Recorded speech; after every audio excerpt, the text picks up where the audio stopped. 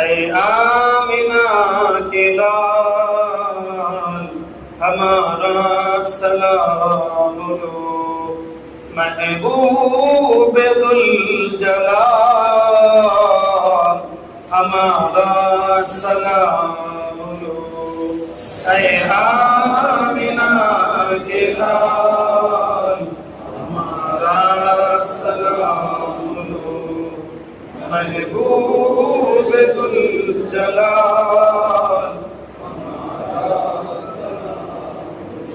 سایہ نہیں ہے آپ کا خالی کاملے۔ یاتیہ جو بھی ہے نماز کے بعد ان کو دے سکتے ہیں آپ۔ اب آئیے میں مولانا محمد مجاہد نقشبندی صاحب سے درخواست کرتا ہوں کہ اس جلسے کا آغاز کریں۔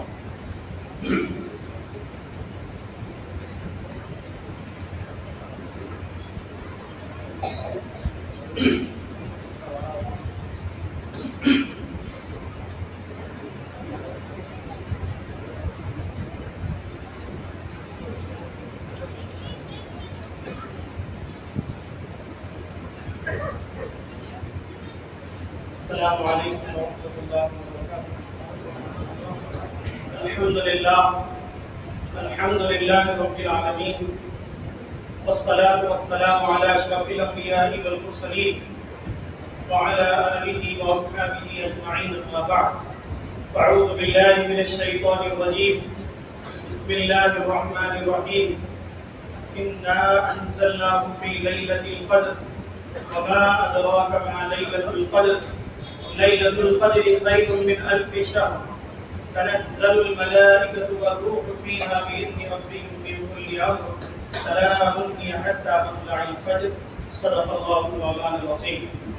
قال الله تبارك وتعالى في شأن نبيه الكريم إن الله وملائكته يصلون على النبي يا أيها الذين آمنوا صلوا عليه وسلموا تسليما اللهم صل على سيدنا مولانا محمد وعلى آله وصحبه أفضل صلواتك وعدد معلوماتك وبارك وسلم۔ محترم مکرم سامعین و ناظرین اکرام، سب سے پہلے اللہ کی بارگاہ میں شکر بجا لاتا ہوں کہ اللہ تبارک و تعالیٰ نے مجھے اور آپ کو آج لیلۃ القدر کے موقع پر مسجد میں حاضر ہونے اور مسجد میں جمع ہونے کی توفیق عطا فرمائی، اور اس کے بعد صدر انتظامی کمیٹی جامع مسجد اور انتظامی کمیٹی جامع مسجد کا ممنون و مشکور ہوں کہ انہوں نے پہلی مرتبہ ناچیز کو اس لائق سمجھا کہ متبرک رات میں پہلی مرتبہ موقع دیا۔ میں اللہ کی بارگاہ میں دعا کروں کہ اللہ تعالیٰ ان سب کو جزائے خیر عطا فرمائے۔ معزز سامعین اکرام، شب قدر اللہ تبارک و تعالیٰ نے اس امت مسلمہ کو عطا فرمائی ہے۔ اس سے پہلے لیلۃ القدر کسی امت کو اللہ تعالیٰ نے عطا نہیں فرمایا۔ یہ امت محمدیہ صلی اللہ علیہ وآلہ وسلم کا خاصہ ہے۔ اللہ تبارک و تعالیٰ نے رمضان المبارک عطا فرمایا۔ رمضان کے آخری عشرے میں اللہ سبحانہ و تعالیٰ نے لیلۃ القدر کو رکھا۔ یہ لیلۃ القدر اللہ سبحانہ و تعالیٰ نے آخری عشرے میں ہی کیوں رکھا؟ اس کی بہت ساری وجوہات ہیں، بہت ساری حکمتیں ہیں۔ ایک حکمت، دو حکمتیں آپ حضرات کی خدمت میں رکھنے کی سعادت حاصل کروں گا کہ حضرت محدث نگر رحمۃ اللہ تعالیٰ علیہ فرماتے ہیں کہ پہلے عشرے میں اور دوسرے عشرے میں عام مومن کے لیے روزوں کی کمزوری کی وجہ سے ان کے اندر، ان کے جسم میں جسم کی کمزوری آ جاتی ہے، تو اللہ تبارک و تعالیٰ نے آخری عشرے میں لیلۃ القدر کو اس لیے رکھا کہ کمزور مومن ہمت کرے اور اپنی ہمت کو بڑھا کر آخری شب میں، آخری عشرے میں لیلۃ القدر کو حاصل فرمائے۔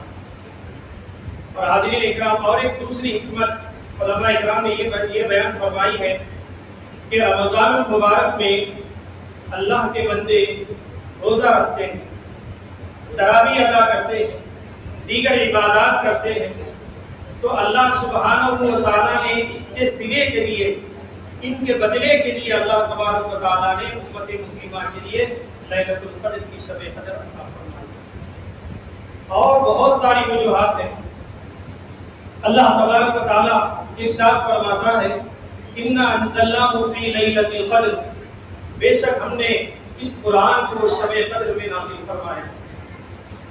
یہاں تک اللہ تبارک و تعالیٰ کا ارشاد کافی تھا لیلۃ القدر کی اہمیت اور لیلۃ القدر کی شان اور اس کی فضیلت بتانے کے لیے، لیکن اللہ تبارک و تعالیٰ نے یہیں پر اکتفا نہیں فرمایا، بلکہ پوری مکمل ایک سورت اللہ تبارک و تعالیٰ نے شب قدر کی شان میں نازل فرمائی۔ آگے ارشاد فرماتا ہے لیلۃ القدر خیر من الف شہر، تمہیں معلوم بھی ہے کہ لیلۃ القدر کیا چیز ہے۔ حاضرین اکرام، سوالیہ انداز ہوتا ہے جیسے ہم کسی بچے کو سمجھاتے ہیں کہ آپ کو مسجد میں آئے ہیں، کوئی بچہ اگر مسجد میں آیا ہے شرارت کرتا ہے تو ہم اسے تنبیہ کرتے ہوئے کہتے ہیں کہ مسجد میں آنا ہے تو یہاں پر اس سے ادب کرنا چاہیے، اس کا احترام کرنا چاہیے۔ کیوں؟ اس لیے کہ مسجد اللہ کا گھر ہے۔ اس طرح ہم بچے کو تلقین کرتے ہوئے کہتے ہیں کہ مسجد میں ادب کرنا چاہیے، اس لیے کہ یہ اللہ کا گھر ہے۔ تو اللہ سبحانہ و تعالیٰ نے امت مسلمہ کو بتلاتے ہوئے ارشاد فرماتا ہے سوالیہ انداز میں تمہیں پتہ بھی ہے کہ لیلۃ القدر کیا چیز ہے۔ پھر آگے ارشاد فرماتا ہے لیلۃ القدر خیر من الف شہر، شب قدر 1000 مہینوں سے افضل، 1000 مہینوں سے بہتر۔ حاضرین اکرام، 1000 کا سیدھا اللہ تبارک و تعالیٰ نے کیوں استعمال کیا؟ اگر چاہتا تو 900 یا 800 مہینے کا ذکر فرماتا تھا، یہ بھی کر سکتا تھا، لیکن اللہ تبارک و تعالیٰ نے 1000 کا سیغہ کیوں استعمال کیا؟ اس کی بھی مفسرین اکرام نے وجوہات بیان فرمائی ہے۔ مفسرین اکرام فرماتے ہیں کہ بنی اسرائیل یعنی حضرت موسیٰ علیہ السلام کے قوم، حضرت یعقوب علیہ السلام کی اولاد، یہ بنی اسرائیل بہت بڑی قوم تھی، اور اللہ تبارک و تعالیٰ نے بنی اسرائیل کی رہنمائی کے لیے، ہدایت کے لیے کئی انبیاء کو جو ہے ان کی قوم میں موقوف فرمایا۔ تو بنی اسرائیل میں ان کی عمریں بھی زیادہ ہوا کرتی تھی، ان کی زندگی طویل ہوا کرتی تھی۔ بنی اسرائیل میں اگر کوئی نیک انسان ہوتا، اگر نیک انسان ان کی نظر میں ان کے یہاں شمار کیا جاتا، تو وہ یہ کہتے کہ اگر کوئی 1000 مہینے تک اللہ تبارک و تعالیٰ کی عبادت میں، اللہ تبارک و تعالیٰ کے ذکر میں، اللہ تبارک و تعالیٰ کی یاد میں مشغول رہتا ہے، تو بنی اسرائیل کی قوم سے اللہ کا ولی تصور کیا کرتے تھے، اللہ کا ولی مانا کرتے تھے۔ حاضرین اکرام، آج ہمارے معاشرے میں ہم اس کو اللہ کا ولی سمجھتے ہیں جو تسبیح لے کر بیٹھ جائے، جو چند سال اللہ کی عبادت کر لے، جو گوشہ نشینی اختیار کر لے، ہم اسے اللہ کا ولی تصور کرتے ہیں۔ یہ ہمارا معاشرے میں یہ حال ہے۔ لیکن بنی اسرائیل میں 1000 مہینے تک اگر کوئی اللہ تعالیٰ کی عبادت کرتا تو اسے بنی اسرائیل کی قوم جو ہے اللہ کا ولی مانتے تھے، اللہ کا ولی تصور کیا کرتے تھے۔ تو اللہ سبحانہ و تعالیٰ نے 1000 کا سیغہ جو استعمال کیا، اگر امت مسلمہ میں کوئی لیلۃ القدر میں، شب قدر میں عبادت کر لے، شب قدر میں ذکر و اذکار کر لے، شب قدر میں اللہ کو یاد کر لے، تو اللہ تبارک و تعالیٰ اسے 1000 مہینوں سے بڑھ کر اس کے نامہ اعمال میں اجر لکھ دیتا ہے، اس کے نامہ اعمال میں ثواب لکھ دیتا ہے۔ پھر اللہ تعالیٰ نے آگے ارشاد فرمایا تنزل الملائکۃ والروح فیہا بإذن ربہم من کل امر، فرشتے اور روح الامین یعنی حضرت جبریل علیہ السلام کی اس دنیا میں آمد ہوتی ہے، نزول ہوتا ہے، ہر خیر کا کام لے کر اترتے ہیں۔ حاضرین اکرام، آپ غور کریں، شب قدر تمام راتوں سے افضل ہے۔ پورے سال میں جتنے بھی دن ہیں، جتنی بھی راتیں ہیں، ان تمام راتوں سے شب قدر افضل ہے۔ شب قدر کو یہ فضیلت کیوں ملی، شب قدر کا یہ مقام کیوں ہوا؟ تو مفسرین اکرام فرماتے ہیں اس لیے شب قدر کو اہمیت دی گئی کہ اللہ تبارک و تعالیٰ نے اپنا کلام شب قدر میں نازل فرمایا۔ کلام اللہ تمام کلاموں سے افضل ہے۔ اللہ تبارک و تعالیٰ کی بہت ساری کتابیں ہیں، تورات ہے، زبور ہے، انجیل ہے، اور بھی بہت سارے صحیفے ہیں، صحائف ہیں۔ ان تمام کتابوں میں قرآن مجید کا مقام و مرتبہ بہت زیادہ بلند ہے۔ تو اللہ تبارک و تعالیٰ نے قرآن مجید کے نازل ہونے کی وجہ سے شب قدر کو یہ مقام عطا فرمایا کہ قرآن مجید تمام کتابوں سے افضل، شب قدر تمام راتوں سے افضل۔ اس کے بعد حضرت جبریل علیہ السلام تشریف لا رہے ہیں۔ جبریل علیہ السلام کا کیا کام ہوتا تھا کہ وہ انبیاء علیہ السلام کے پاس اللہ کی وحی لے کر آتے تھے۔ جب انبیاء علیہ السلام کا سلسلہ ختم ہو گیا تو جبریل علیہ السلام دنیا میں تشریف نہیں لاتے۔ آخری وحی کے وقت حضرت جبریل علیہ السلام آقا کی بارگاہ میں تشریف لائے، آقا کی عیادت کی اور کہا یا رسول اللہ میری یہ آخری وحی ہے، میں اس کے بعد دنیا میں تشریف نہیں لاؤں گا۔ تو اس سے پتہ چلتا ہے کہ حضرت جبریل علیہ السلام انبیاء علیہ السلام کے پاس آیا کرتے تھے۔ جب آقا جو جہاں صلی اللہ علیہ وسلم کی دنیا سے رخصت ہو گئی تو جبریل علیہ السلام کا آنا بھی بند ہو گیا۔ لیکن اللہ تبارک و تعالیٰ نے شب قدر میں حضرت جبریل علیہ السلام کو بھیجتا ہے۔ ادھر قرآن تمام کتابوں سے افضل، ادھر شب قدر تمام راتوں سے افضل، اور ادھر حضرت جبریل علیہ السلام تمام فرشتوں میں، تمام ملائکہ میں افضل۔ اب آپ دیکھیں سب افضل ہی چل رہے، سب اعلیٰ ہی چل رہے۔ حضرت جبریل علیہ السلام جب تشریف لاتے ہیں تو کیوں آتے ہیں، اس کی بھی بہت ساری حکمتیں بیان کی ہیں۔ ایک حکمت یہ ہے کہ اللہ سبحانہ و تعالیٰ نے جب حضرت آدم علیہ السلام کو پیدا کیا اور فرشتوں سے کہا کہ حضرت آدم کو سجدہ کریں، تو فرشتوں نے عرض کیا اے پروردگار تو نے آدم کو پیدا کیا، یہ انسان دنیا میں جائے گا، خون خرابہ کرے گا، اور ہم تیری عبادت اتنی کرتے ہیں، تیری حمد و ثنا اتنی بجا لاتے ہیں کہ تیرے بندوں کو پیدا کرنے کی ضرورت نہیں۔ تو اللہ تعالیٰ ارشاد فرماتا ہے اے فرشتے میں جانتا ہوں، تم لوگ نہیں جانتے۔ اس کے بعد اللہ تبارک و تعالیٰ نے شب قدر میں ملائکہ کو 70,000 ملائکہ تشریف لاتے ہیں، جبریل علیہ السلام تشریف لاتے ہیں، اور فرشتوں کی اس لیے اللہ تعالیٰ بھیجتا ہے، روانہ کرتا ہے کہ اے میرے فرشتوں جاؤ، جس انسان کے لیے تم نے میری بارگاہ میں شکایت کی تھی، میری بارگاہ میں یہ کہا تھا کہ انسان خون خرابہ کرے گا، لیکن آج میں نے شب قدر کا علم عطا نہیں فرمایا، بس اتنا فرمایا کہ رسول کے ذریعے سے اتنا فرمایا کہ شب قدر آخری تاپ راتوں میں ہو سکتی ہے، شب قدر کا تعین بھی نہیں فرمایا، لیکن میرے بندے شب قدر میں حاضر ہوئے ہیں، جاؤ تم جا کر ان کو دیکھ کر آؤ کہ میں نے انسان کو کیوں پیدا فرمایا۔ تو حاضرین اکرام، اس رات میں اگر بندہ مومن عبادت کرتا ہے تو فرشتے اس غلطی کے ازالے کے لیے، اس غلطی کو جو اللہ کی بارگاہ میں انہیں کی تھی کہ انسان کو کیوں پیدا کر رہا ہے، اس غلطی کے ازالے کے لیے فرشتے آتے ہیں، جبریل علیہ السلام آتے ہیں۔ جب بندے مومن عبادت کرتے ہیں تو جبریل علیہ السلام خوش ہو کر ان سے مصافحہ کرتے ہیں، اور ہماری دعا میں وہ لوگ آمین کہتے ہیں، ہماری مغفرت کے لیے دعا کرتے ہیں۔ اور حاضرین اکرام، یہ رات صبح تک یعنی طلوع فجر تک برکت والی رہتی ہے۔ رات کا کوئی ایک حصہ برکت نہیں، مغرب سے لے کر طلوع فجر تک اللہ کی رحمت نازل ہوتی رہتی ہے۔ حاضرین اکرام، قدر، لیلۃ القدر، اللہ تعالیٰ قدر کیوں بیان کیا، اس کے بھی بہت سارے وجوہات ہیں، جیسے شب معراج ہے، شب برات ہے، شب قدر ہے۔ قدر کیوں آتا ہے؟ قدر کا لفظ اللہ تبارک و تعالیٰ نے قرآن مجید میں استعمال کیا ہے۔ اس کی 4 وجوہات ہیں کہ اللہ تعالیٰ نے قدر کا لفظ کیوں استعمال کیا۔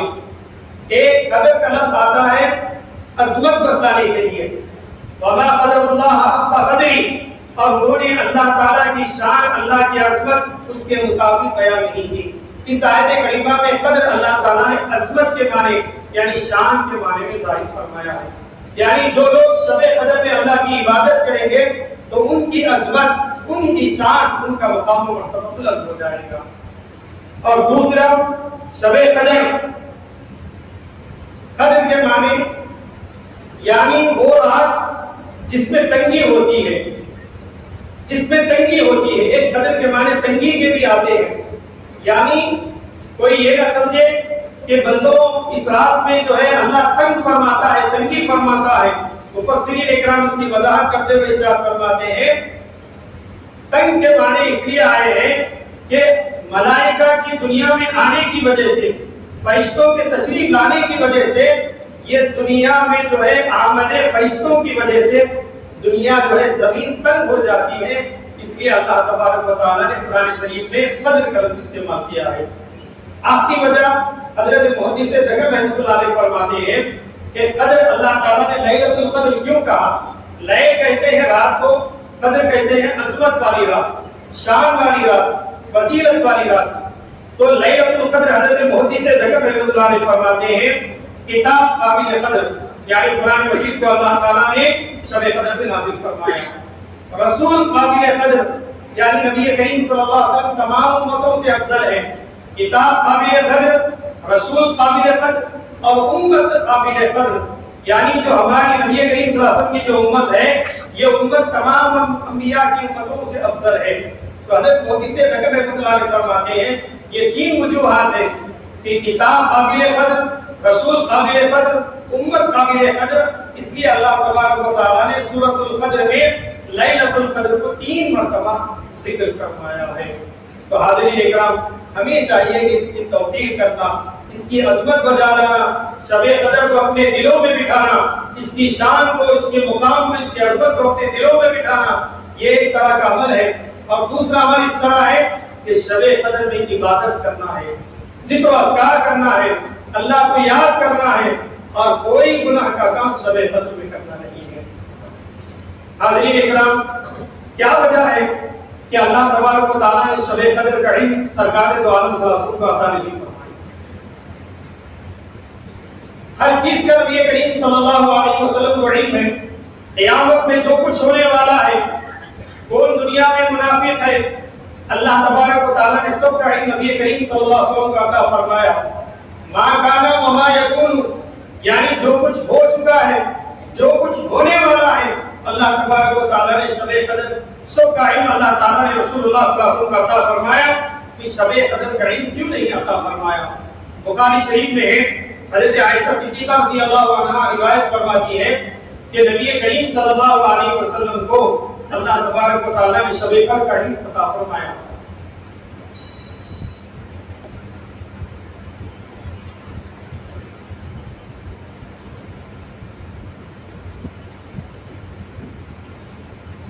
حضرت عائشہ رضی اللہ عنہا فرماتی ہے کہ حضور نبی کریم صلی اللہ علیہ وآلہ وسلم کو اللہ تبارک و تعالیٰ نے شب قدر کا علم عطا فرمایا، اور سرکار دو عالم صلی اللہ علیہ وسلم فرماتے ہیں میں نے شب قدر کو رمضان میں دیکھا۔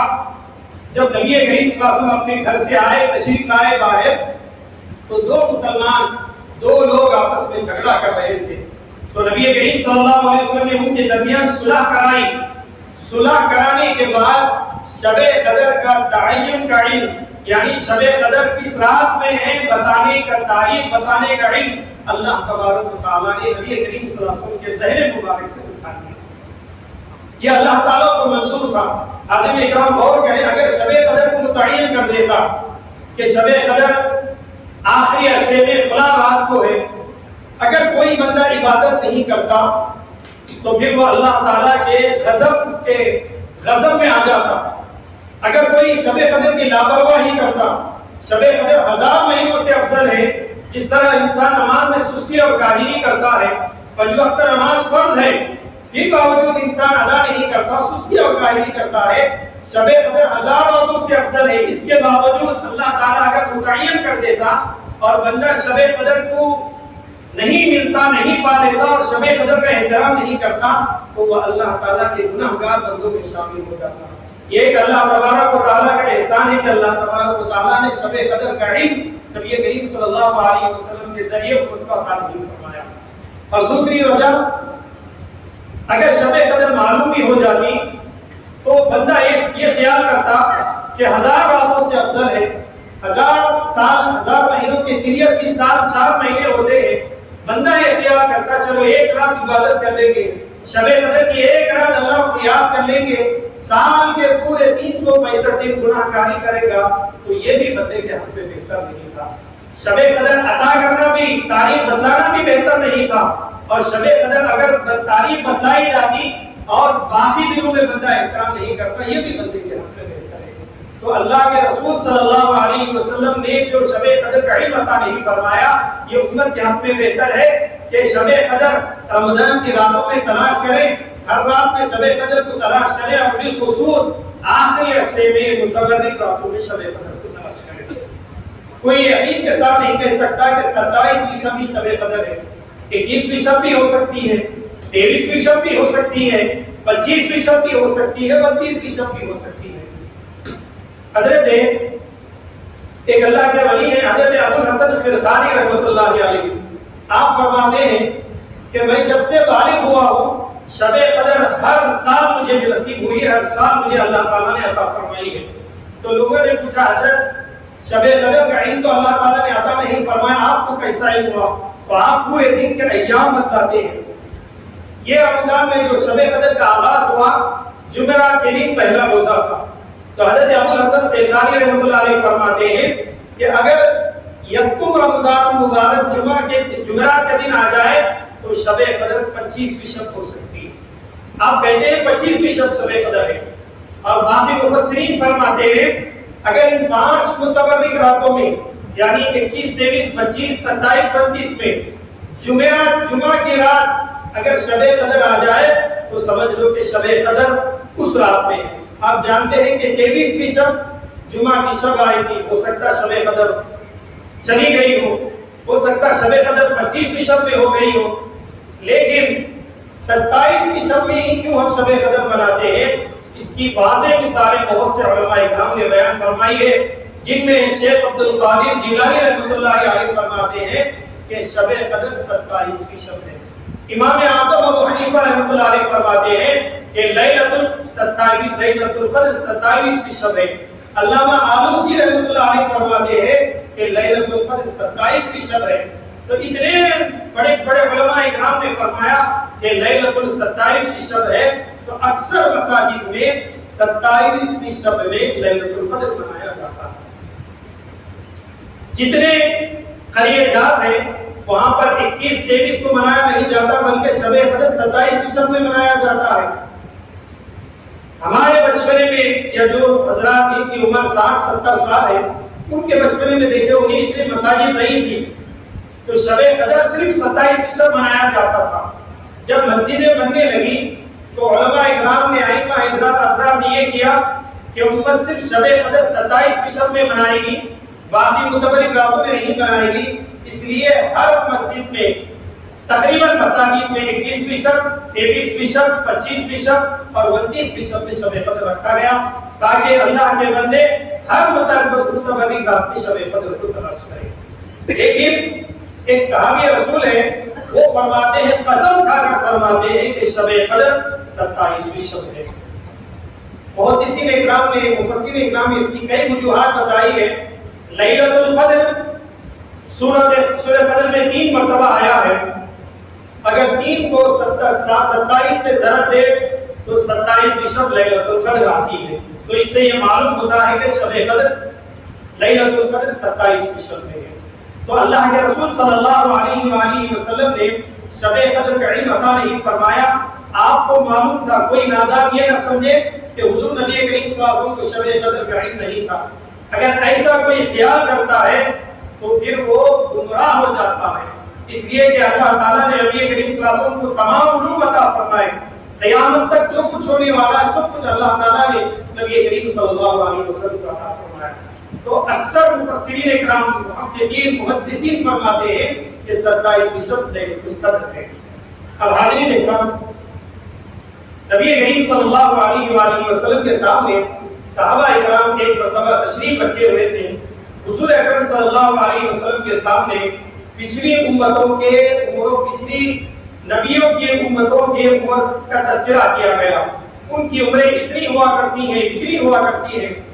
तो सहाबा इकराम रज़ियल्लाहु ताला गमगीन हो गए और अर्ज़ की, या रसूल अल्लाह, पिछले अंबिया अलैहिस्सलाम की उम्मतों की उम्रें बहुत ज़्यादा हुआ करती है, वो इस तरह इबादत करते हैं, हमारी उम्र सिर्फ 60 साल 70 साल के दरमियान में होती है, तो हम उतने साल कैसे इबादत कर सकेंगे?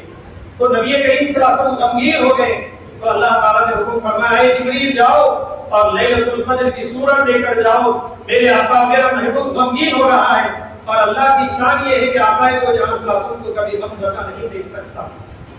جب بھی آقا غمگین ہوئے اللہ تبارک و تعالیٰ نے انہیں تسلی عطا فرمائی۔ شب معراج اللہ تعالیٰ نے نبی کو کیوں عطا فرمائی؟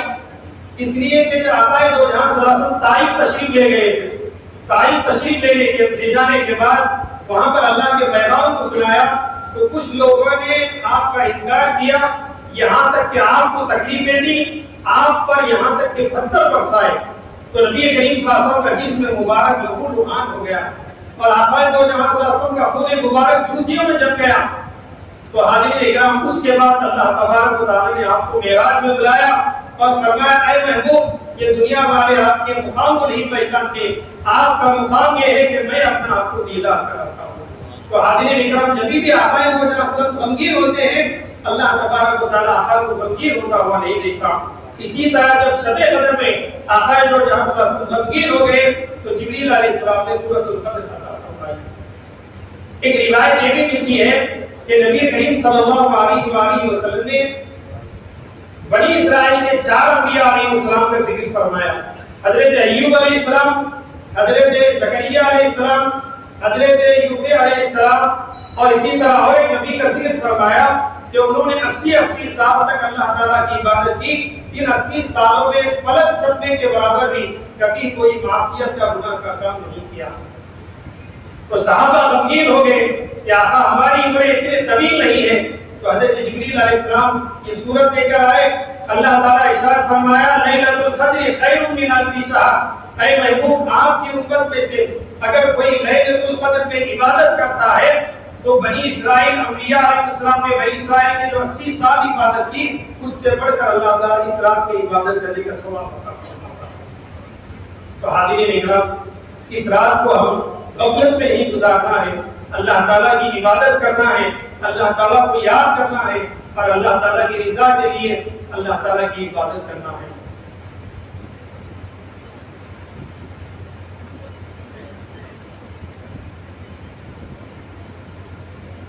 اور ایک وجہ یہ بتائی گئی ہے کہ حضور نبی کریم صلی اللہ علیہ وسلم کے سامنے بنی اسرائیل کا ایک بزرگ آدمی کا تذکرہ کیا گیا جن کا نام تھا حضرت شمعون رحمۃ اللہ علیہ۔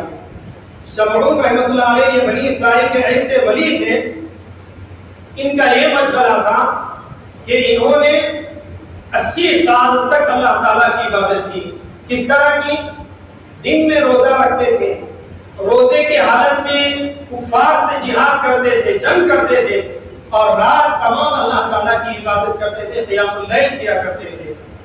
تو انہوں نے اس طرح 80 سال تک دن میں روزے کی حالت میں جنگ کرتے اور رات میں قیام اللیل کرتے، 80 سال تک انہوں نے اللہ تعالیٰ کی عبادت کی۔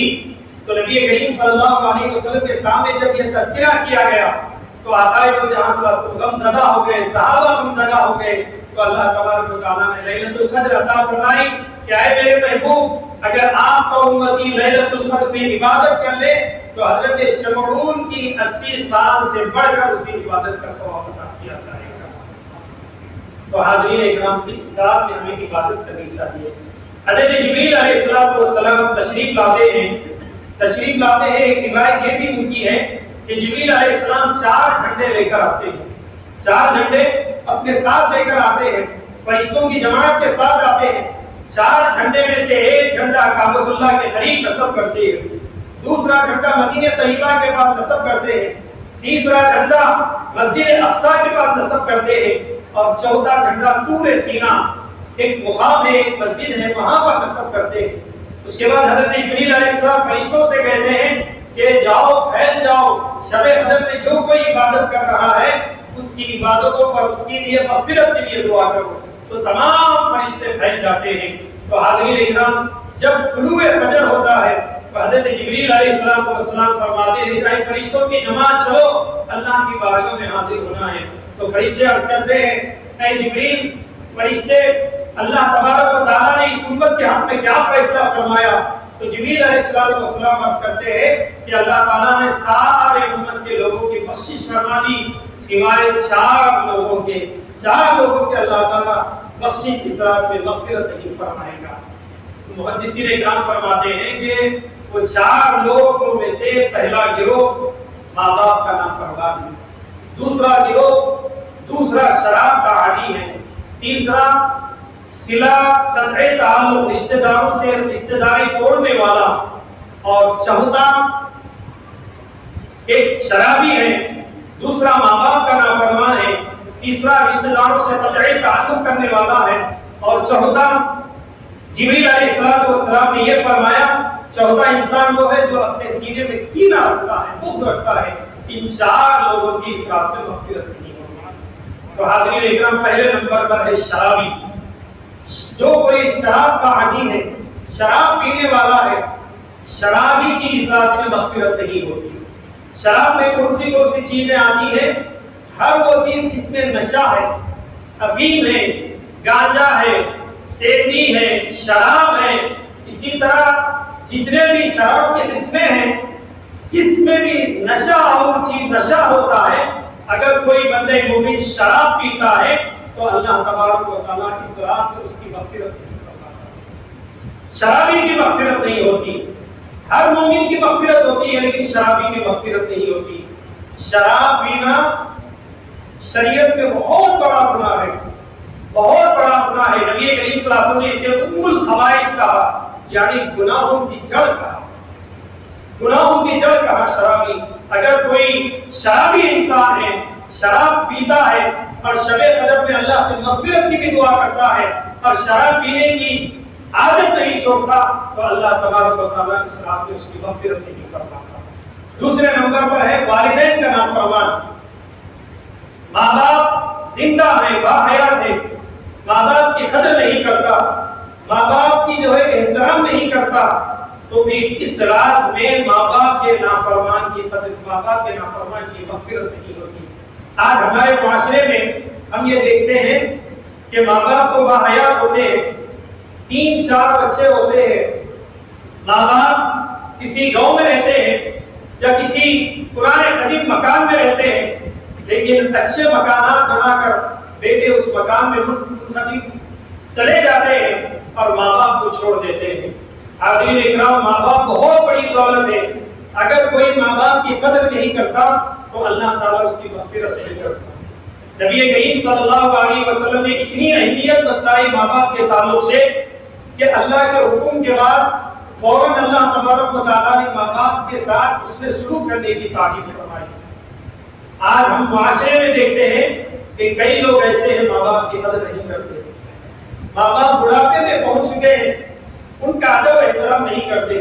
قرآن شریف نے یہاں تک بتلایا ہے کہ ماں باپ کو اف تک بھی کہنے کا حکم نہیں ہے، اف تک بھی کہنے کا حکم نہیں ہے۔ حضرت بایزید بستامی رحمۃ اللہ علیہ بہت بڑے اللہ کے ولی گزرے ہیں۔ حضرت بایزید بستامی رحمۃ اللہ علیہ کی والدہ باحیات تھی۔ حضرت بایزید بستامی رحمۃ اللہ علیہ ایک مرتبہ اپنی والدہ کی خدمت میں معروضہ کیا کہ والدہ مجھے آپ علم دین حاصل کرنے کے لیے چھوڑ دیں تاکہ میں علم دین حاصل کروں۔ علم دین حاصل کرنے کے لیے سفر کرنا یہ انبیاء یا اولیاء اکرام علیہ السلام کا طریقہ رہا ہے۔ تو حضرت بایزید بستامی رحمۃ اللہ علیہ علم دین حاصل کرنے کے لیے اپنے مقام کو چھوڑ دیے۔ مقام کو چھوڑنے کے بعد آپ نے علم دین حاصل کیا، کئی سالوں تک علم دین حاصل کیا۔ اس کے بعد حضرت بایزید بستامی رحمۃ اللہ علیہ کا گزر اپنی والدہ کے گاؤں سے ہو رہا تھا، تو آپ نے دل میں یہ سوچا چلو میں والدہ کی جا کر جائزہ لے لیتا ہوں۔ اتنے دنوں سے تو علم دین حاصل کرنے کے لیے میں نے والدہ کے پاس نہیں گیا، والدہ کا جائزہ لے لیتا ہوں۔ وقت تہجد آپ اپنے والدہ کی مکان پر پہنچتے، اپنے گھر کے مکان پر پہنچتے ہیں۔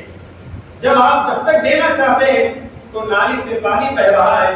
آپ کو معلوم تھا کہ میری والدہ متقی پرہیزگار ہے، نماز تہجد پڑھا کرتی تھی، تو آپ خاموشی اختیار کر لیتے ہیں تاکہ والدہ نماز تہجد ادا کر لے، اس کے بعد میں دستک دے لوں گا۔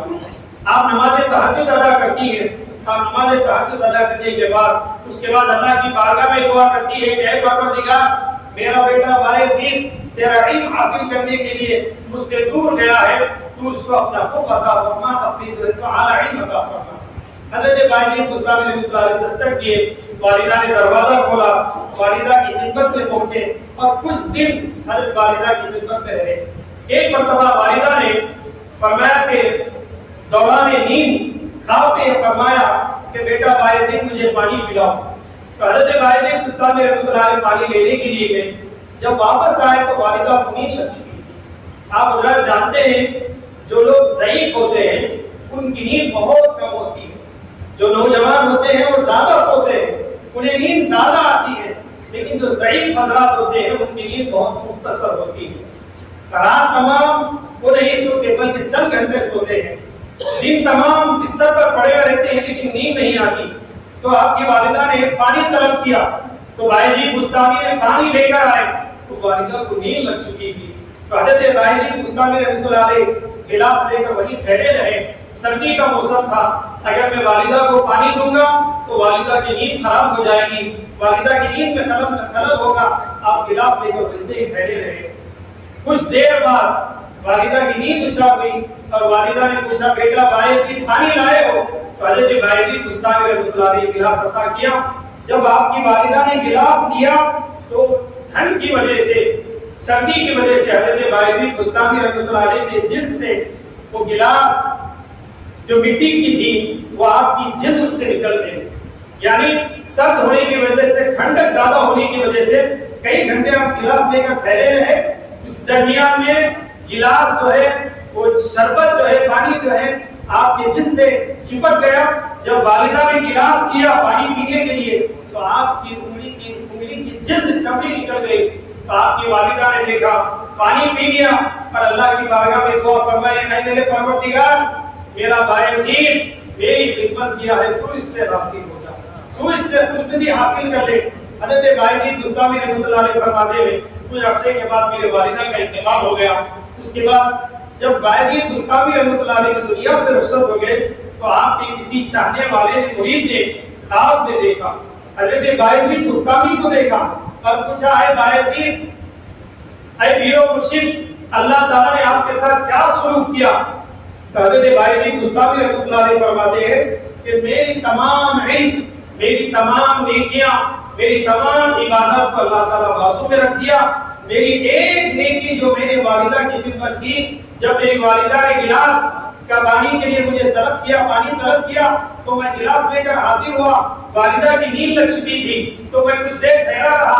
جب والدہ میرے ہاتھ سے گلاس کیا اور مجھے پینے کے بعد جو دعا دی کہ اے اللہ تو باعزید سے راضی ہو جا، تو اللہ تبارک و تعالیٰ نے والدہ کی خدمت کے صلے میں میری مغفرت فرما دی اور مجھے جنت عطا فرمایا۔ حاضرین اکرام، والدین کا احسان کرنا چاہیے، والدین کی خدمت کرنی چاہیے۔ حضرت باعزید بستامی رحمۃ اللہ علیہ اتنے بڑے اللہ کے ولی ہیں، اتنا بڑا علم اللہ تعالیٰ نے آپ کو عطا کیا، تو آپ فرما رہے ہیں مجھے جو کچھ ملا میری علم کی وجہ سے یہ مقام نہیں ملا، بلکہ والدہ کی خدمت کی وجہ سے مجھے یہ مقام ملا۔ جو ہمارے معاشرے میں والدین کا نافرمان ہے، والد یا والدہ اس سے ناراض ہیں، تو آج کی شب میں اس کی مغفرت نہیں ہوتی، اس کی مغفرت نہیں ہوتی، اس کے گناہ معاف نہیں ہوتے۔ تمام لوگوں کے گناہ معاف ہو جائیں گے لیکن والدین کے نافرمان کے گناہ معاف نہیں ہوتے۔ نبی کریم صلی اللہ علیہ وسلم نے ارشاد فرمایا، جس کے والد اس سے راضی ہے اللہ تبارک و تعالیٰ بھی اس سے راضی ہے، جس کے والد اس سے ناراض ہے اللہ تبارک و تعالیٰ بھی اس سے ناراض ہے۔ یعنی والدین کی رضامندی اللہ کی رضامندی ہے اور والدین کی ناراضگی اللہ تعالیٰ کی ناراضگی ہے۔ تو اس شب میں شرابی کی مغفرت نہیں ہوتی اور والدین کے نافرمان کی مغفرت نہیں ہوتی۔ اگر ہمارے اس مجلس میں، اس محفل میں اگر کوئی والدین کا نافرمان ہے، جن کے والدین باحیات ہیں، اگر والدین ان سے خفا ہیں تو آج کی رات ان سے مغفرت طلب کر لے، معافی مانگ لے۔ اگر وہ معاف کر دیں تو آپ کی میری عبادت اس رات میں قبول ہوگی، ورنہ اللہ تبارک و تعالیٰ ہماری اور آپ کی بخشش نہیں فرمائے گا اگر کوئی اس مجلس میں والدین کا نافرمان ہے۔ اور نمبر 3، رشتہ داری توڑنے والا، جو رشتہ داروں کو توڑتا ہے اس کی بھی اس بات میں مغفرت نہیں ہوتی۔ بالخصوص نبی کریم صلی اللہ علیہ وسلم نے ارشاد فرمایا، اللہ تعالیٰ سارے امت کے لوگوں کی مغفرت فرماتا ہے، 4 لوگوں کی مغفرت نہیں، 4 میں سے تیسرے نمبر پر رشتہ داری توڑنے والا۔ رشتہ داری کو جو توڑتا ہے اس کی مغفرت نہیں ہوتی۔ آج ہم جائزہ لیں، ہمارے معاشرے کا کتنے لوگ ایسے ہیں بھائی بھائی سے ناراض ہے، بہن سے ناراض ہے، چچا سے ناراضگی ہے، پھپھا سے ناراضگی ہے، ماموں سے ناراضگی ہے۔ اگر کسی کے رشتہ دار سے کوئی ناراض ہے اور ان سے قطع تعلق کر دیتا ہے، رشتہ داری کو ختم کر دیتا ہے، تو آج بھی اس کے رب میں مغفرت نہیں ہوتی۔ آپ اپنا اپنا جائزہ لے لیں۔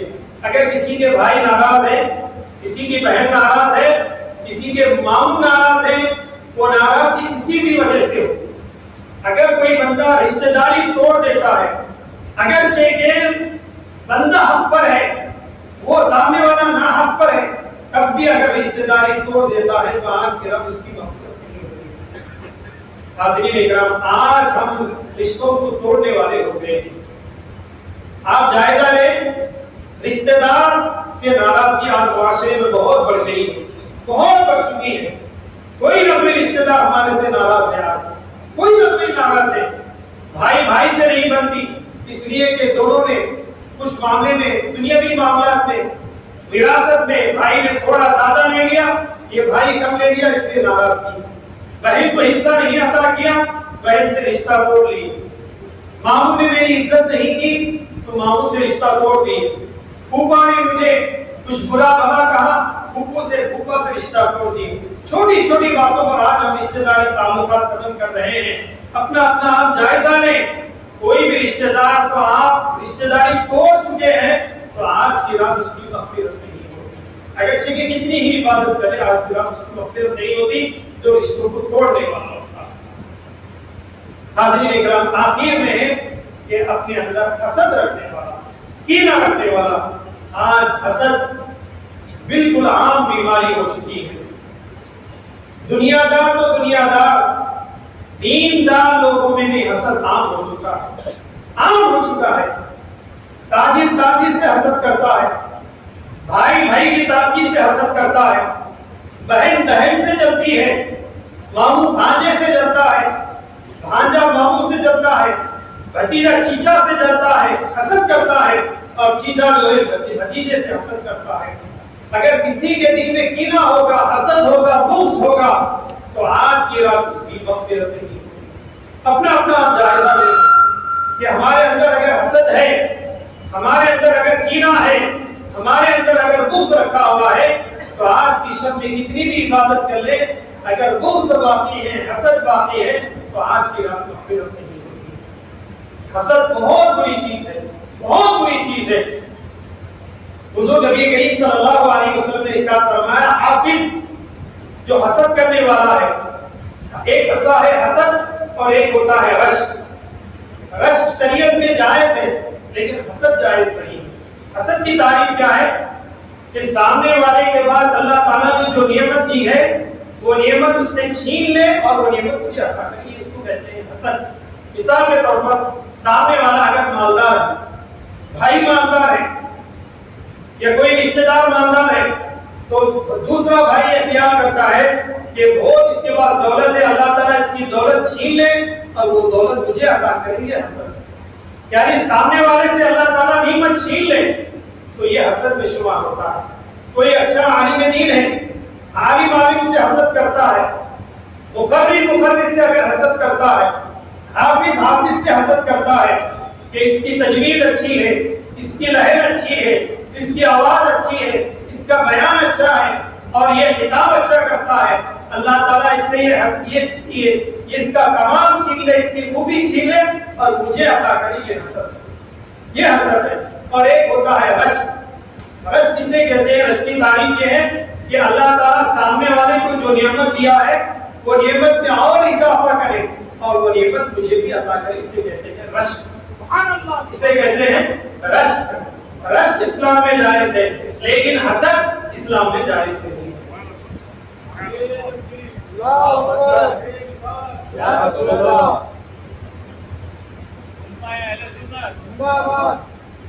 رشک کرنا جائز ہے۔ ابھی میں نے آپ کے سامنے ذکر کیا کہ صحابہ نے پچھلی امتوں کے لوگوں کو دیکھا کہ بنی اسرائیل کی امت کی عمر زیادہ تھی تو صحابہ نے رشک کیا، یا رسول اللہ ان کی عمریں اتنی طویل ہیں، وہ 80 سال تک، 1000 مہینے تک عبادت کر رہے ہیں، ہماری عمریں چھوٹی ہیں، ہم عبادت نہیں کر سکتے، صحابہ نے رشک کیا، حسد نہیں کیا، اور آج حسد کر رہے ہیں۔ رشک جائز ہے، سامنے والے کے بعد جو نعمت اللہ تعالیٰ نے دی ہے، یعنی کسی کے بعد حسن و جمال ہے، کوئی بندہ خوبصورت ہے، حسین ہے، جمیل ہے، تو سامنے والا اللہ تعالیٰ اس کو اور حسین و جمیل بنائے اور اس کے نور عطا کرے چہرے پر، اور اللہ تعالیٰ مجھے بھی نور عطا کرے، یہ ہوتا ہے تو حسد نہیں ہوتا بلکہ یہ ہوتا ہے۔ تو حاضرین اکرام، حسد جائز نہیں ہے۔ حسد ایسا ہے، نبی کریم صلی اللہ علیہ وسلم نے ارشاد فرمایا، حاسد جب حسد کرتا ہے تو اس کے گناہ اس کے زندگی میں سے جھڑ جاتے ہیں۔ بندہ نمازوں کی عبادت کرتا ہے، دنیا کی عبادت کرتا ہے، لیکن حسد کرنے کی وجہ سے اس کے گناہ ختم ہو جاتے ہیں۔ نبی نے مثال دیتے ہوئے ارشاد فرمایا، جس طرح آگ لکڑی کو فوراً ختم کر دیتی ہے، اسی طرح حاسد یعنی حسد کرنے والا اس کی نیکیوں کو اللہ تبارک و تعالیٰ ختم کر دیتا ہے۔ آج ہمارے معاشرے میں حسد الا ماشاءاللہ تھوڑے بہت حضرات ہیں ان کے پاس حسد نہیں ہے، اکثر لوگوں کے پاس یہ صفت پائی جاتی ہے، اور یہ عادت عوام الناس سے زیادہ علماء میں بھی پائی جاتی ہے، علماء میں پائی جاتی ہے، حافظوں میں پائی جاتی ہے۔ کیوں؟ حضرت موسیٰ علیہ السلام ایک مرتبہ آپ گزر رہے تھے تو شیطان کا آپ کے پاس سے گزر ہوا، شیطان آیا، شیطان جا رہا تھا، تو حضرت موسیٰ علیہ السلام نے اسے پوچھا تیری جھولی میں کیا ہے؟ تو اس نے کہا کہ اس میں جو ہے حسد رکھا ہوا ہے، تکبر رکھا ہوا ہے، بغض رکھا ہوا ہے، مختلف چیزیں اس نے گرائی۔ تو یہ تکبر تو کسے دے گا؟ تو شیطان نے کہا میں تکبر تاجروں کو دے گا، تاجروں کو دے گا۔ تکبر تاجر لے جائیں گے، ایک تاجر دوسرے تاجر اپنے کاروبار پر تکبر کرے گا، غرور کرے گا، میری تجارت اتنی بڑی ہے، میرا کاروبار اتنا چلتا ہے۔ اس کے بعد حضرت موسیٰ علیہ السلام نے پوچھا یہ حسد جو تو رکھا ہوا ہے، یہ حسد تو کس کو دے گا؟ تو شیطان نے کہا، ابلیس نے کہا میں یہ حسد علماء کے درمیان تقسیم کر دوں گا، علماء کے درمیان میں حسد کروں گا، حفاظ کے درمیان میں حسد ڈال دوں گا، تاجروں کے درمیان میں حسد ڈال دوں گا۔ تو حاضرین اکرام، حسد جو پائی جاتی ہے یہ دیندار لوگوں کے سامنے پائی جاتی ہے۔ تو ہمیں چاہیے کہ ہم حسد سے بھی بچیں، شراب پینے سے بھی بچیں، والدین کے نافرمانی سے بھی بچیں، اور خطرے تعلق سے بچیں۔ یہ چار بری عادتیں اگر کسی انسان کے اندر جمع ہیں تو آج کی رات اس کی مغفرت نہیں ہوتی، اس کی دعا قبول نہیں ہوتی، اللہ تعالیٰ اس کے گناہوں کو معاف نہیں فرماتا۔ تو حاضرین اکرام، یہ چار عادتوں سے اگر کوئی بندہ توبہ کر لے، یعنی کوئی ماں باپ کا نافرمان ہے، مجلس سے اٹھ کر والدین کے پاس جا سکتا ہے، والدین سے معافی مانگ سکتا ہے، اگر والدہ والدین معاف کر لے۔ اسی طرح شرابی آدمی ہے، آج کی اس رات کی فضیلت کو جاننے کے بعد کہ میرے گناہوں کو اللہ تعالیٰ معاف نہیں فرمائے گا، شرابی سچے دل سے توبہ کرتا ہے، ماں باپ کا نافرمان سچے دل سے توبہ کرتا ہے، رشتہ داری توڑنے والا کل یہ عہد کر لیتا ہے کہ کل سے میں جو روٹے میں رشتہ دار کو مناؤں گا، ان کے پیٹ پہ منڈی ڈال کر معافی مانگوں گا، انہیں راضی کرنے کی کوشش کروں گا۔ اگر وہ اس عمل سے توبہ کرتا ہے اور اسی طرح حسد سے توبہ کرتا ہے کہ آج کے بعد میں حسد نہیں کروں گا، اگر وہ صدق دل سے توبہ کرتا ہے تو اللہ تعالیٰ آج کی رات میں اس کی مغفرت فرما دے گا، آج کی رات میں اس کے گناہوں کو معاف فرما دے گا۔ تو حاضرین اکرام، یہ چار عادتیں آج ہمارے کو چھوڑنے کی ضرورت ہے۔ نہ جانے جتنی شب قدر آ رہی ہیں، جتنی شب قدر پہ ہم عبادت کر رہے ہیں، لیکن حسد اور والدین کی نافرمانی اور رشتہ داری کا یہ تعلق آج ہمارے معاشرے میں ہمارے اندر پائی جاتی ہے۔ لاکھ شب قدر آپ بنا لیں، لاکھ شب قدر آپ گزار لیں، عبادت کر لیں، اگر یہ عادتیں میری آپ کے اندر جمع ہیں تو اللہ تبارک و تعالیٰ شب قدر پہ اسی شخص کو اپنا آپ جائزہ لے لیں۔ کس کے روٹے ہوئے رشتہ دار ہیں آپ جائزہ لے لیں، اگرچہ کہ آپ حق پر ہیں، اگرچہ کہ آپ حق پر ہیں، سامنے والا حق پر نہیں ہے، تب بھی اس شخص کی مغفرت نہیں ہوگی۔ اور نبی کریم صلی اللہ علیہ وسلم نے ارشاد فرمایا جو کوئی اپنے روٹے ہوئے رشتہ دار کو منا لیتا ہے، یعنی حق پر ہے، حق پر ہوتے ہوئے اپنی غلطی کو تسلیم کر لیتا ہے، غلطی نہیں پھر بھی مان لیتا ہے، چھپ جاتا ہے، تو اللہ کے رسول صلی اللہ علیہ وسلم ارشاد فرماتے ہیں کل میں قیامت کے دن اللہ کی بارگاہ میں اس کی سفارش کراؤں گا، اللہ کی بارگاہ میں درخواست کراؤں گا، اے اللہ اس کی مغفرت فرما، اس کی جنت عطا فرما۔ تو حاضرین اکرام، آج ضرورت یہ ہے کہ رشتہ داری کو ہم رشتہ داروں سے اچھے تعلقات قائم رکھیں۔ آج شادی ہوتی ہے لیکن خاص رشتہ دار شادی میں نہیں آتے۔ کئی رشتہ دار اتنے سخت مزاج کے ہوتے ہیں، میں جانتا ہوں کئی رشتہ دار اتنے سخت مزاج کے ہوتے ہیں کہ جنازے میں اگر کوئی روٹھا ہوا رشتہ دار آتا ہے تو اتنے پتھر مزاج کے انسان ہوتے ہیں کہ اس وقت بھی غم کے ماحول میں بھی اس رشتہ داری کو قبول نہیں کرتے اور اسے دھتکار دیتے کہ یہاں سے چلے جا، اب کیوں آیا، مرنے کے بعد آیا، زندگی میں نہیں آیا، مرنے کے بعد آیا، ایسے الفاظ کہتے ہیں۔ اتنا ہمارا دل سخت ہو چکا ہے، اتنا ہمارا دل سخت ہو چکا ہے۔ تو حاضرین اکرام، جب تک جو بھی زندہ ہیں آپ ان سے معافی مانگ لیں، اگرچہ کہ آپ غلطی پر ہیں تب بھی معافی مانگ لیں۔ اگر آپ نے معافی نہیں مانگی، کوئی رشتہ دار اٹھا ہوا ہے تو آج کی رات اللہ تعالیٰ اس کی مغفرت کرے گا۔ اب آئیے شب قدر میں کیا عبادت کرنی چاہیے، شب قدر میں کیا عبادت کرنے سے کیا نیکیاں ملتی ہیں۔ تو حضور نبی کریم صلی اللہ علیہ وسلم نے ارشاد فرمایا کہ جو کوئی بندہ ایمان کی حالت میں اخلاص کے ساتھ شب قدر میں عبادت کرتا ہے، اللہ تبارک و تعالیٰ اس کے پچھلے گناہ معاف کر دیتے ہیں۔ نبی کریم صلی اللہ علیہ وسلم نے دو شرطیں رکھی ہیں، ایک اخلاص رہنا اور دوسرا عقیدہ صحیح رہنا۔ اخلاص یعنی صرف اور صرف اگر کوئی بندہ نماز پڑھ رہا ہے، قرآن مجید کی تلاوت کر رہا ہے، تسبیح کر رہا ہے، قیام اللیل کر رہا ہے، صرف اخلاص ہونا، دکھلاوا اپنے اندر نہیں ہونا، شہرت نہیں ہونا۔ اگر دکھلاوا ہے، شہرت ہے تو پھر وہ عبادت قبول نہیں ہوتی، اگرچہ کہ ساری رات عبادت کرنی۔ دوسری چیز نبی کریم صلی اللہ علیہ وسلم نے یہ شرط لگائی، عقیدہ صحیح رہنا۔ عقیدے سے کیا مراد ہے کہ عقیدہ یعنی اللہ تبارک و تعالیٰ پر ایمان لانا، اللہ کے رسول پر ایمان لانا، اللہ کی کتابوں پر ایمان لانا، اللہ کے فرشتوں پر ایمان لانا اور اللہ تعالیٰ کی قیامت کے دن ایمان لانا، تقدیر پر ایمان لانا۔ ان تمام چیزوں پر ایمان لانا ضروری ہے، اپنا عقیدہ صحیح رکھنا ضروری ہے۔ عقیدہ صحیح ہے، اخلاص ہے، اس کے بعد اگر عبادت کر رہا ہے تو اللہ تعالیٰ شب قدر میں اس کی عبادت کو قبول فرماتا ہے۔ تو ہمیں چاہیے اخلاص کے ساتھ ہم عبادت کریں۔ اور شب قدر اگر کسی کو مل جائے تو کیا دعا مانگنی چاہیے؟ حضرت عائشہ صدیقہ رضی اللہ تعالیٰ عنہا نے نبی کریم صلی اللہ علیہ وسلم سے پوچھا، فرمایا نبی کریم صلی اللہ علیہ وسلم نے، اے عائشہ اگر تم شب قدر کو پالو تو تم یہ دعا مانگو اللہ کی بارگاہ میں، اللہم انک عفو تحب العفو فاعف عنی، اے اللہم انک عفو، اے اللہ تو گناہ کو معاف فرماتا ہے، گناہ معافی کو پسند کرتا ہے، اے اللہ تو معاف فرمانے والا ہے، معاف کرنے کو پسند فرماتا ہے، پس مجھے بھی تو معاف فرما۔ آج کے دن یہ کثرت سے دعا مانگنی چاہیے، اللہم انک عفو تحب العفو فاعف عنی، اے اللہ تو معاف کرنے والا ہے، معافی کو پسند کرتا ہے، بس مجھے میرے گناہوں کو بھی تو معاف فرما۔ اور حاضرین اکرام، شب قدر میں کون سی عبادت کرنی چاہیے؟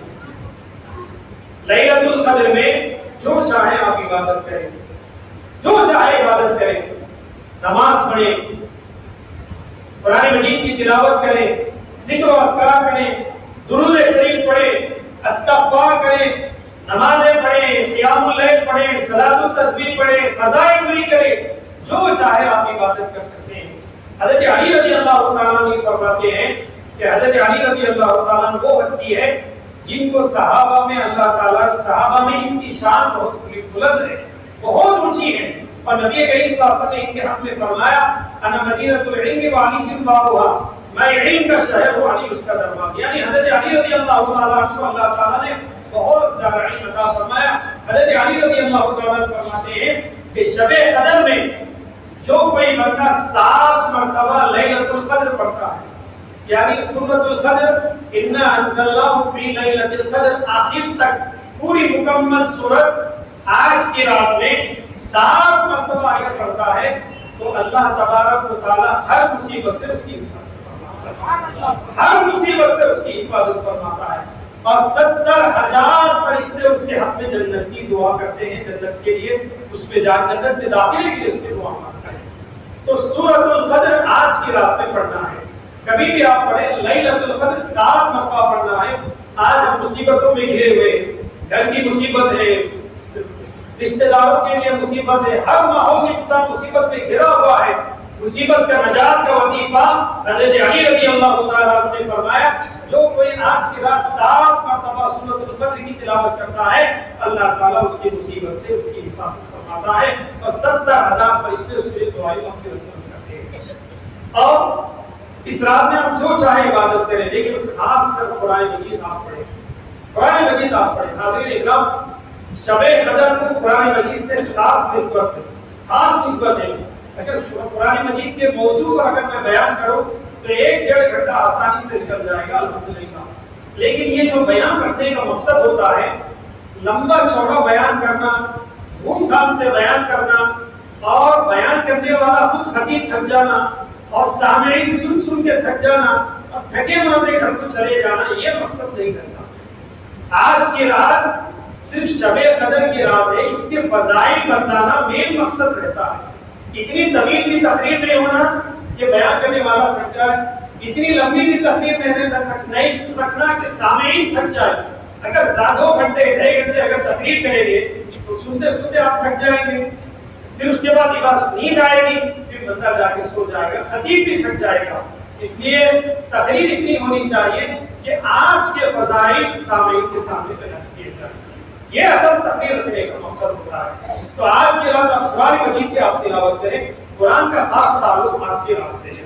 तो हाज़रीन इकराम, कुछ कुरान में ऐसी सूरतें हैं, उनको आप पढ़ेंगे तो अल्लाह ताला आपको ज़्यादा सवाब मिलेगा, ज़्यादा नेकियां मिलेंगी। मिसाल के तौर पर सूरह इखलास है, कुल हुवल्लाहु अहद, ये मुकम्मल सूरत, जो कोई बंदा 3 मरतबा सूरह इखलास की तिलावत करता है, अल्लाह ताला उसे एक कुरान मजीद खत्म करने का सवाब अता फरमाता है। तो आज की रात सूरतुल इखलास ज़्यादा से ज़्यादा मिक़दार में पढ़ें।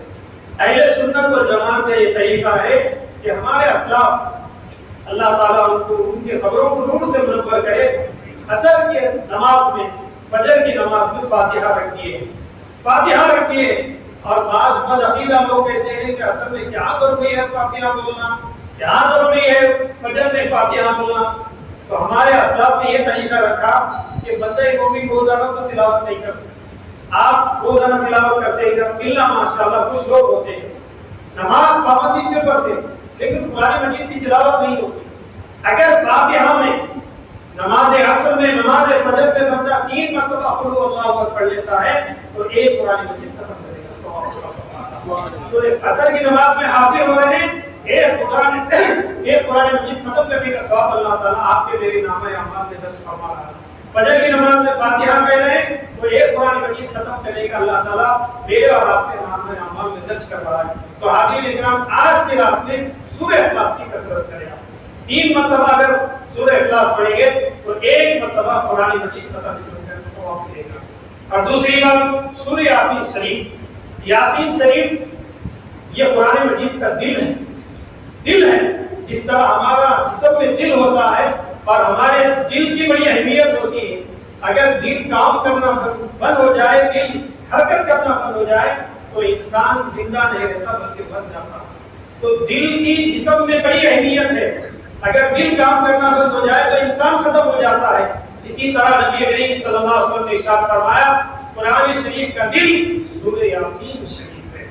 तो इस रात में अगर बंदा यासीन शरीफ की तिलावत करता है तो अल्लाह तबारक व तआला उसे 10 मरतबा कुरान मजीद खत्म करने का सवाब अता फरमाएगा। 10 मरतबा कुरान मजीद खत्म करने का सवाब सिर्फ एक यासीन पढ़ने पर आपको अता हो रहा है। तो कुरान मजीद की खासकर तिलावत करें, बिलखुसूस सूरह यासीन शरीफ की तिलावत करें। अगर 3 यासीन शरीफ खत्म करेंगे तो 30 मरतबा कुरान मजीद खत्म करने का सवाब। 5 मरतबा अगर कुरान शरीफ खत्म पढ़ेंगे सूरह यासीन शरीफ तो 50 मरतबा कुरान मजीद खत्म करने का सवाब। तो जितना हो सके आप सूरह यासीन शरीफ को पढ़ें, कुल हुवल्लाहु अहद को पढ़ें, 3 मरतबा कुल हुवल्लाहु पढ़ें, एक कुरान मजीद खत्म करने का सवाब। आगे आइए, सूरतुन नस्र है, इज़ा जाअ नस्रुल्लाहि वल फतह, ये पूरी सूरत हर किसी को याद, 10 सूरतें हैं आखिरी की कुरान मजीद की, हर किसी को याद है। जो कोई बंदा सूरह नस्र की तिलावत करता है, सूरह नस्र 4 मरतबा पढ़ना है, 4 मरतबा अगर पढ़ेंगे तो 1 मरतबा कुरान मजीद खत्म करने का सवाब। कुल हुवल्लाहु अहद 3 मरतबा पढ़ें, 1 कुरान मजीद खत्म करने का सवाब। यासीन शरीफ 1 मरतबा पढ़ें, 10 مرتبہ قرآن مجید ختم کرنے کا ثواب. اسی طرح سورۃ النصر اذا جاء نصر اللہ 4 مرتبہ اگر کوئی مومن بندہ پڑھ لیتا ہے تو 1 مرتبہ قرآن مجید ختم کرنے کا ثواب. تو اسی طرح قل یا ایھا الکافرون، یہ بھی سورت ہر کسی کو یاد ہے، بڑوں کو بھی یاد ہے، بچوں کو بھی یاد ہے الحمدللہ. تو سورۃ الکافرون جو کوئی 4 مرتبہ پڑھ لیتا ہے اللہ تعالیٰ اسے 1 مرتبہ قرآن مجید ختم کرنے کا ثواب عطا. اب آگے آئے سورہ زلزال ہے، اذا زلزلت الارض زلزالها، یہ بھی ایک سورت ہے. اگر کوئی اس سورت کو 2 مرتبہ پڑھ لیتا ہے تو اللہ تعالیٰ اسے 1 مرتبہ قرآن مجید ختم کرنے کا ثواب عطا.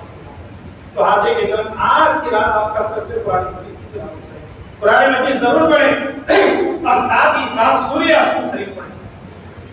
سورہ یاسین ضرور پڑھیں. قل هو اللہ 3 مرتبہ پڑھیں گے قرآن مجید. سورہ نصر 4 مرتبہ پڑھیں قرآن مجید ختم کرنے کا ثواب. سورۃ الکافرون 4 مرتبہ پڑھیں قرآن مجید ختم کرنے کا ثواب. سورہ زلزال 2 مرتبہ پڑھیں تو 1 قرآن مجید ختم کرنے کا ثواب. اگر اس طرح آپ پڑھ لیں گے تو 14 مرتبہ قرآن مجید ختم کرنے کا ثواب اللہ تعالیٰ آپ کو عطا فرمائے. تو حاضرین کرام اس کے بعد استغفار کی آپ کثرت کریں. استغفار یہ تمام استغفار ایک ایسی چیز ہے کہ بندے کی جتنی پریشانیاں ہیں، جتنی مصیبتیں ہیں استغفار پڑھنے سے ختم ہو جاتی ہیں. استغفار پڑھنے سے ختم ہو جاتی ہیں. آج ہماری زندگیوں میں پریشانیاں ہی پریشانیاں ہیں. آج اس کی وجہ یہ ہے کہ ہم استغفار کا وظیفہ چھوڑ چکے ہیں. نبی کریم صلی اللہ علیہ وسلم ارشاد فرماتے ہیں آپ معصوم ہیں، معصوم علی الخطا ہیں، یعنی انبیاء سے کوئی گناہ نہیں ہوا، کوئی خطا سرزد نہیں ہوئی، کوئی گناہ انبیاء سے نہیں ہوتا، معصوم ہیں آپ. لیکن نبی کریم صلی اللہ علیہ وسلم ارشاد فرماتے ہیں میں روزانہ 70 مرتبہ اللہ کی بارگاہ میں استغفار کرتا ہوں. 70 مرتبہ آپ معصوم ہو کر اللہ کی بارگاہ میں استغفار کرتے ہیں. ہم صبح سے شام تک گناہوں میں ملوث رہتے ہیں تو ہمیں چاہیے کہ کتنے مرتبہ استغفار کریں. تو استغفار کی آپ کثرت کریں. استغفار کے لیے ایک روایت آپ کو سناتا چلوں. استغفار کی اہمیت معلوم ہوگی. حضرت امام حسن رضی اللہ تعالیٰ جو نبی کریم صلی اللہ علیہ وسلم کے نواسے ہیں، آپ کی خدمت میں 4 لوگ ہیں. کتنے لوگ ہیں؟ 4 قسم کے لوگ ہیں. ایک شخص نے آ کر کہا اے نواسے رسول میں مصیبت کا مارا ہوا ہوں، ٹینشن ہی ٹینشن ہے، گھر میں پریشانی ہی پریشانی ہے، مجھے کوئی وظیفہ آپ بتا کریں. تو امام حسن رضی اللہ تعالیٰ نے فرمایا جاؤ استغفار کرو. اس کے بعد دوسرا آدمی آیا اور اس نے شکایت معروضہ پیش کیا کہ میرے کاروبار میں باب میں برکت نہیں ہو رہی ہے، میرے باب کی ترقی کے لیے آپ کوئی وظیفہ ادا کریں. تو امام حسن رضی اللہ عنہ نے فرمایا استغفار. اس کے بعد تیسرا شخص آیا اور کہا کہ حضرت بارش نہیں ہو رہی ہے. اس زمانے میں بارش ہوئے تو ہی زراعت وغیرہ ہوا کرتی تھی، بارش نہیں ہو رہی ہے تو آپ مجھے کوئی وظیفہ ادا کریں. تو امام حسن رضی اللہ عنہ نے فرمایا استغفار کی کثرت کرو. پھر ایک شخص آیا اور اس نے کہا کہ اے نواسے رسول میں بے اولاد ہوں، مجھے اولاد اللہ تعالیٰ نہیں عطا فرما رہا، کوئی وظیفہ آپ عطا کریں. تو امام حسن رضی اللہ تعالیٰ نے فرمایا استغفار کرو. 4 قسم کے لوگ آئے، جن کو اولاد نہیں وہ بھی آئے، جن کے کاروبار میں برکت نہیں ہو رہی وہ بھی آئے، جن کے باپ میں برکت نہیں ہو رہی وہ بھی آئے، اور جو بارش نازل نہیں ہو رہی وہ بھی شکایت لے کر آئے. چاروں کے لیے آپ نے ایک ہی وظیفہ عطا فرمایا. تو ایک صاحب نے پوچھا اے نواسے رسول اے امام حسن 4 شخص آئے، سب نے الگ معروضہ پیش کیا، سب کی باتیں الگ تھی، لیکن سب کے لیے آپ نے ایک ہی دوا عطا فرمائی. تو امام حسن رضی اللہ تعالیٰ عنہ اللہ نے آپ کو وہ مقام عطا فرمایا. آپ باب العلم کے شہزادے ہیں، آپ کا علمی مقام بھی بہت زیادہ ہے.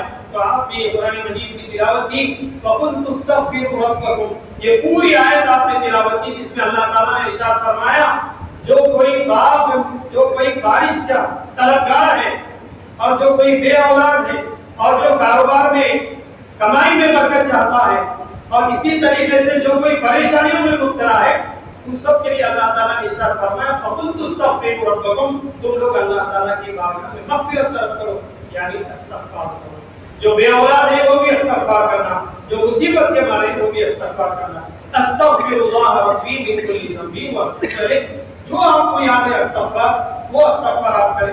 کم سے کم استغفر اللہ استغفر اللہ استغفر اللہ، یہ وظیفہ آپ آج کی رات آپ کر سکتے ہیں. اور اس کے ساتھ ساتھ درود شریف کی فضائل تو بے شمار ہے. ایک بندہ درود شریف پڑھتا ہے اللہ تعالیٰ 10 نیکیاں عطا فرماتا ہے, 10 گناہوں کو مٹا دیتا ہے, 10 درجات کو رفعتا ہے. اللہم صلی علی سیدنا محمد وعلی آلہ وصحبہ وبارک وسلم. تجھے 10 نیکیاں مل گئی, میرے 10 خطا معاف ہو گئے, جنت میں میرے 10 درجے بلند ہو گئے. تو درود شریف پڑھنے سے 10 نیکیاں ملتی ہیں.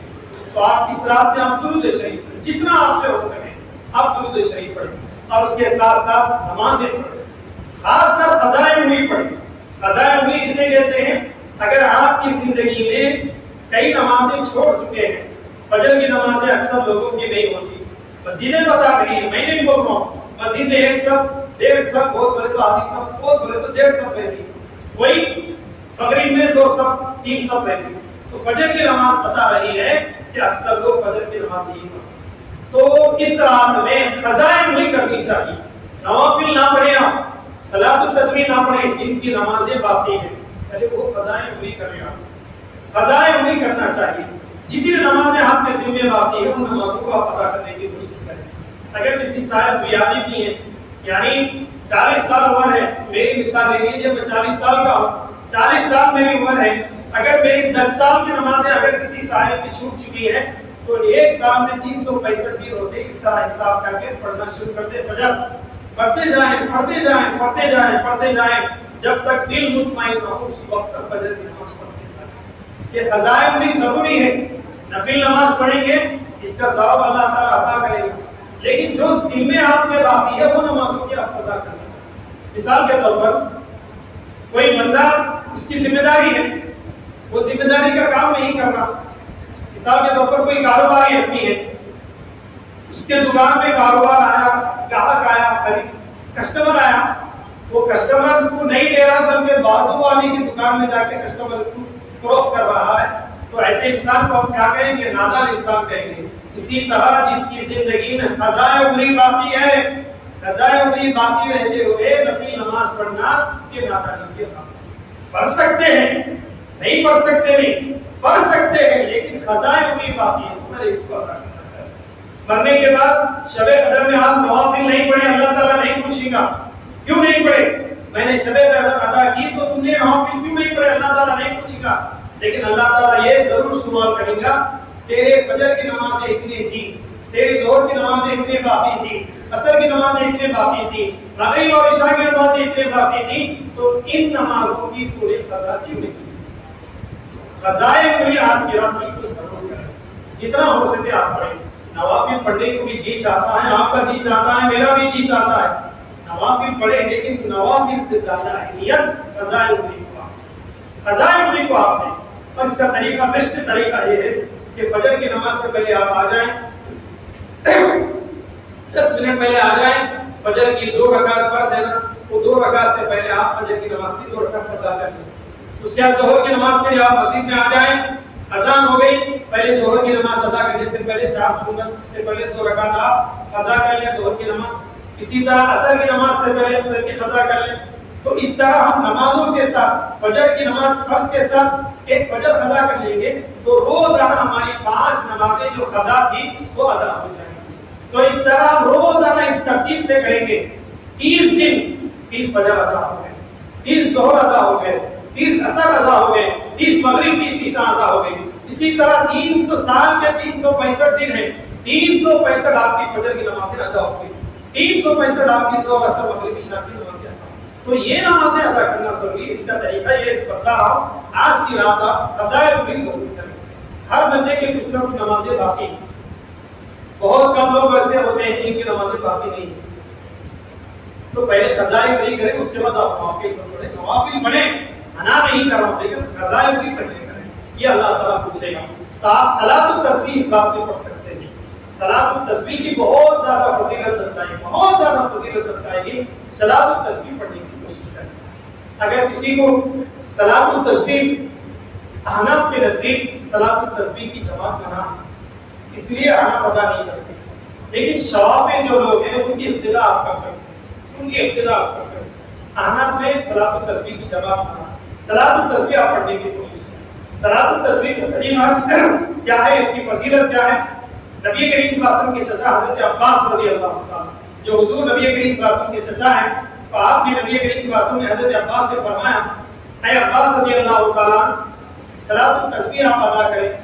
تو حضرت عباس رضی اللہ تعالیٰ نے پوچھا اے میرے بھتیجے محمد یا رسول اللہ، اگر میں صلاۃ التسبیح ادا کروں گا تو اللہ تعالیٰ مجھے کیا نیکیاں عطا فرمائے گا؟ تو نبی کریم صلی اللہ علیہ وسلم نے ارشاد فرمایا جو صلاۃ التسبیح نفل نماز ہے وہ ادا کرے گا تو اللہ تعالیٰ اس کے پچھلے گناہ، آگے کے گناہ، ظاہر کے گناہ، باطن کے گناہ، قدیم گناہ، جدید گناہ، یعنی پورے گناہ اللہ تعالیٰ اس کے معاف فرمائے گا جو صلاۃ التسبیح ادا کرے گا. نبی کریم صلی اللہ علیہ وسلم نے ارشاد فرمایا اے چچا اگر آپ سے ہو سکے تو زندگی میں ایک مرتبہ صلاۃ التسبیح ادا کریں. اگر زندگی میں ایک مرتبہ ادا نہیں کر سکتے اس کی بہت بڑی فضیلت آئی ہے، آپ حشاد رہ کر شب قدر میں صلاۃ التسبیح پڑھیں. صلاۃ التسبیح کا طریقہ بھی آپ حضرات کے سامنے کوشش گزار کرتا ہوں کہ صلاۃ التسبیح ہے نفل نماز. نفل نماز ہے چاہے تو آپ کون سی بھی سورت پڑھ سکیں، کون سی بھی سورت پڑھ سکیں. نفل نماز ہے 4 رکعت صلاۃ التسبیح کی نیت کریں. اور اس میں کیا پڑھنا ہوتا ہے؟ صلاۃ کہتے ہیں نماز کو، تسبیح کہتے ہیں جس میں اس نماز میں تسبیح کا ذکر کیا جا رہا ہے. اور وہ تسبیح کون ہے؟ سبحان اللہ والحمدللہ ولا الہ الا اللہ واللہ اکبر.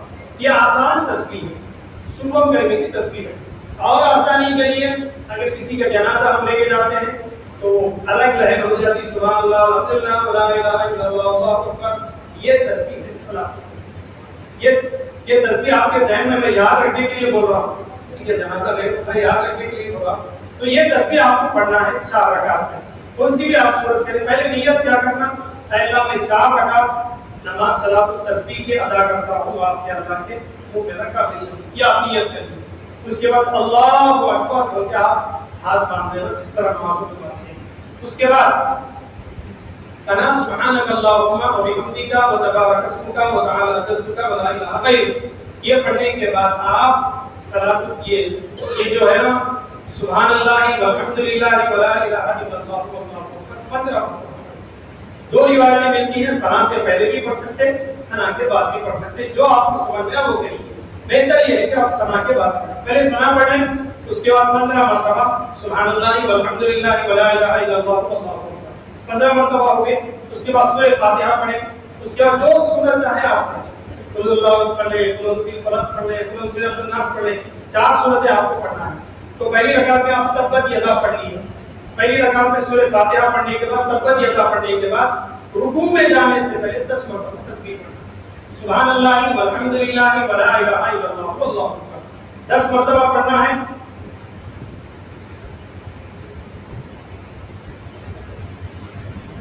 دس مرتبہ آپ کو پڑھنا ہے رکوع میں جانے سے پہلے. اس کے بعد رکوع کی تکبیر بولنا. رکوع میں جانے کے بعد 3 مرتبہ سبحان ربی العظیم کہنے کے بعد پھر رکوع میں آپ چھپ کر سبحان اللہ والحمدللہ ولا الہ الا اللہ واللہ اکبر 10 مرتبہ کہنا ہے. اس کے بعد سمیع اللہ لمن حمیدہ کہیں گے. اس کے بعد اسے کہتے ہیں قوما. اس میں آپ سجدے میں جانے سے پہلے 10 مرتبہ تسبیح پڑھنا ہے. یہی تسبیح پڑھنا ہے. اس کے بعد پھر سجدے کی تکبیر کہیں گے، سجدے میں جائیں گے.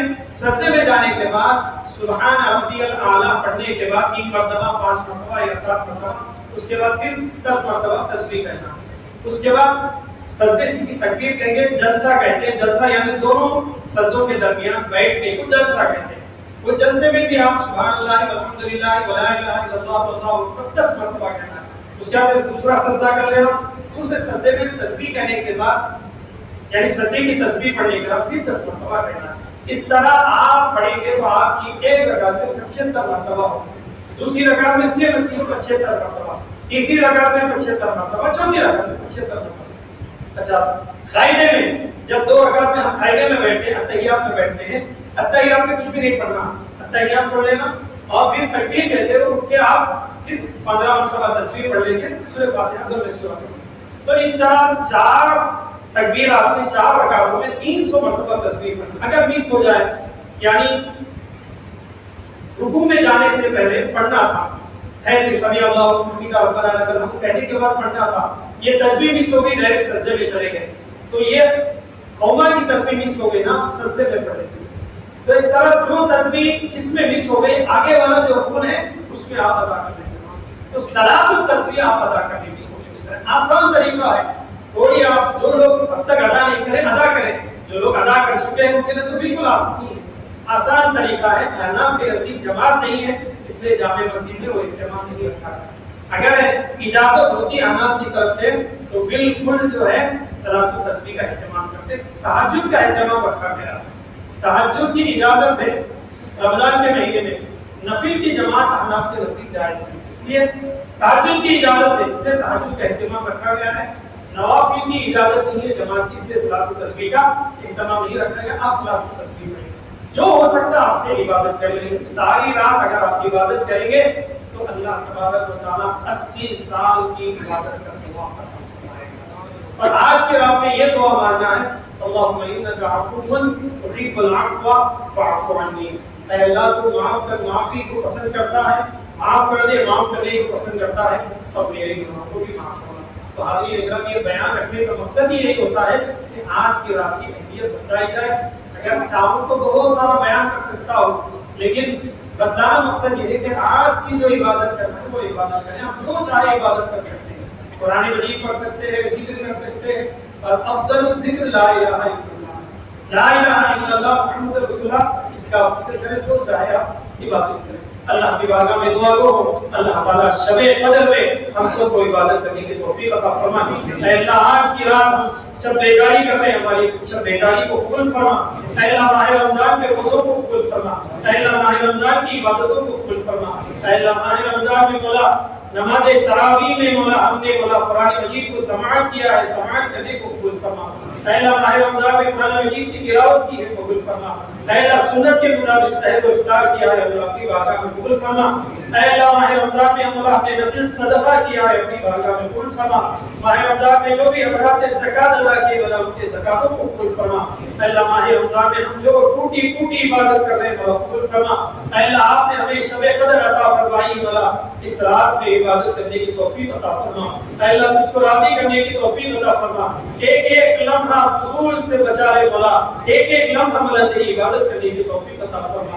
آمین. وما علینا الا البلاغ. اے آمنہ کے لال ہمارا سلام لو, محبوب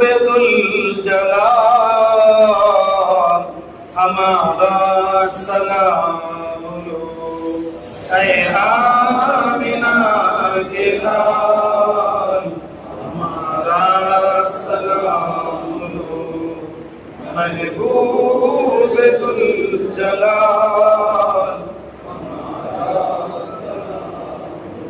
سایہ نہیں ہے آپ کا ثانی کاملے, ملتی نہیں مثال ہمارا سلام لو. اے آمنہ کے لال ہمارا سلام لو, محبوب ذوالجلال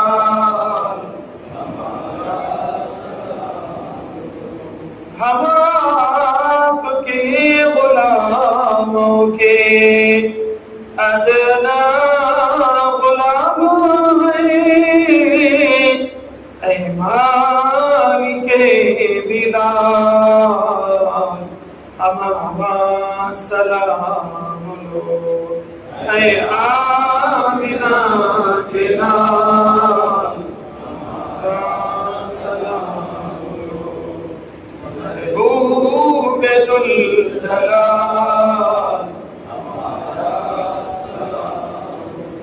مانا گناہگار ہے پھر بھی ہے امتی,